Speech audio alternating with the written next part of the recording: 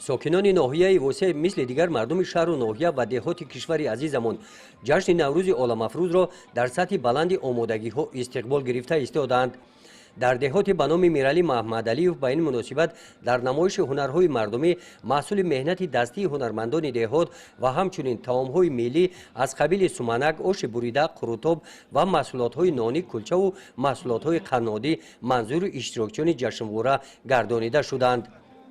در این گوشه کدبانوهای بهترین دهات دعوت گردیده با استفاده گیاهای طبیعی طعامهای خاص نوروزی آماده نمودند.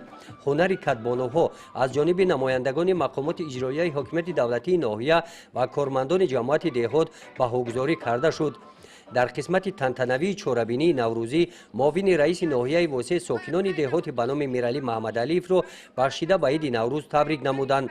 در قسمت فرهنگی چوربینی دختران چکمپوش با شکرگزاری از صلح و ثبات کامل تحت نوای نوروزی رقص و سرود خوانده شادی میکردند. در چوربینی های نوروزی این دهات معرکه های گوشتنگیری را هزارها نفر مخلصان گوشتن ملی با ذوق کلان تماشا کردند. در این روز بخشیده به نوروز در دهات به نام خدایو رجبوف جشن نوروزی دهات برگزار گردید. با این مناسبت ما ثبت نوارهای نوروزی را از آمادگی جماعت دهات شعار و آویزه های مقامات خودادارکنی دهات آغاز نمودیم. جشن نوروزی دهات امسال در دهه درنچی برگزار گردید.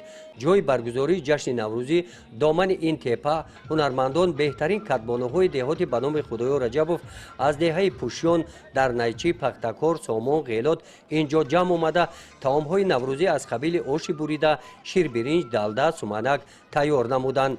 جالبیت نوروزی این دهات در آن دیده میشد که در این روز زنان و دختران دهات با لباسهای ملی چکن و گلدوزی ها به نوروزگاه آمدند. زنان در وصف سومنک سرود عنعنوی را قرائت کردند.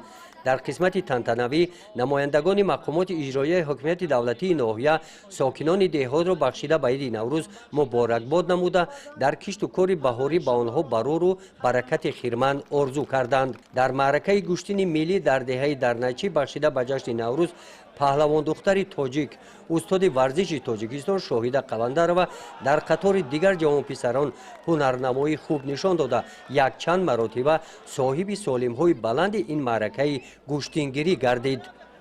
گزارش خواجه نظریف خدای نظر ظهوروف از ناحیه وسه برای برنامه اطلاعاتی نوید.